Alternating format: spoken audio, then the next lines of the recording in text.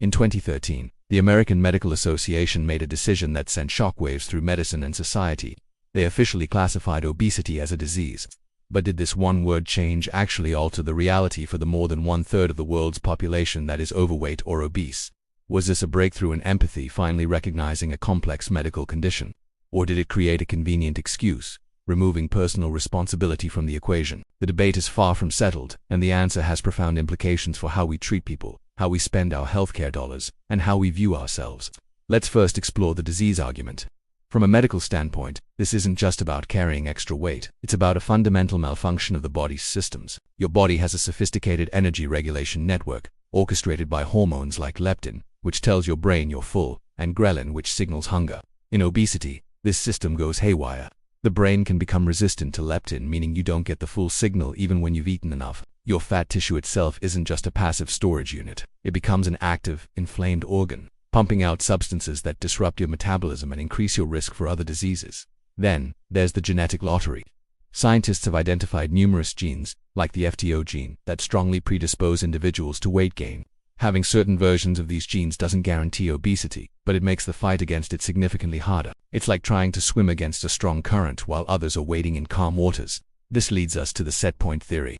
This theory suggests that your body has a preferred weight range that it aggressively defends. If you lose weight, your body fights back. It slows your metabolism and ramps up hunger hormones, trying to push you back to that higher weight. This isn't a lack of willpower. It's your biology actively working against your efforts, which is why maintaining weight loss is notoriously difficult. But that's only one side of the coin. The other side, the lifestyle choice argument, is equally compelling and rests on a simple, undeniable law of physics: energy balance.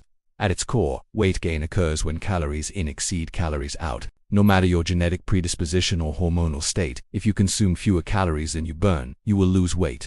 Proponents of this view argue that while genetics might set the stage, our choices are the lead actors. The decisions we make every day, what to eat, how much to move, are the primary variables that determine our weight. They argue that framing obesity solely as a disease strips individuals of their agency. If it's a disease, are you just a passive victim of your biology? Or do you have the power to change your habits and, therefore, your health? This isn't about blaming people, it's about empowering them.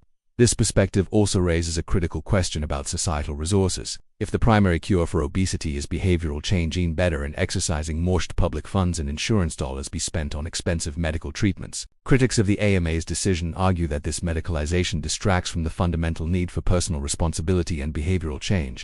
However, framing it as a simple binary disease versus choice misses a huge piece of the puzzle: the environment we live in. The modern world is in many ways an obesity-generating machine. Let's start with the food industry. We are surrounded by an abundance of cheap, hyperpalatable and energy-dense foods engineered to make us overeat. These foods are designed to hit the bliss point in our brains, overriding our natural signals of fullness. Choice becomes incredibly difficult when your biology is being hijacked for profit. Then there's the issue of access and poverty. The idea of food deserts is a harsh reality for many. These are areas, often in low-income neighborhoods, where access to fresh, affordable, and healthy food is severely limited. When the only options within walking distance are fast food chains and convenience stores selling processed snacks, choosing to eat healthy isn't a realistic option. Economics plays a massive role. When a family is struggling to make ends meet, a bag of potatoes is far more economical than a basket of fresh kale and blueberries. Our very way of life is also a contributing factor. Many of us have sedentary jobs, sitting at desks for 8 hours a day. We commute in cars, not on foot. Our neighborhoods are often designed for driving, not walking. Physical activity is no longer built into our daily lives. It's something we have to schedule, something extra. In this context, the personal choice to be active is made significantly harder by the society we've built. This debate has enormous real-world consequences, especially when it comes to policy and ethics.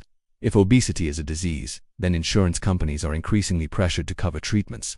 This includes expensive new drugs like GLP-1 agonists and surgical procedures like bariatric surgery.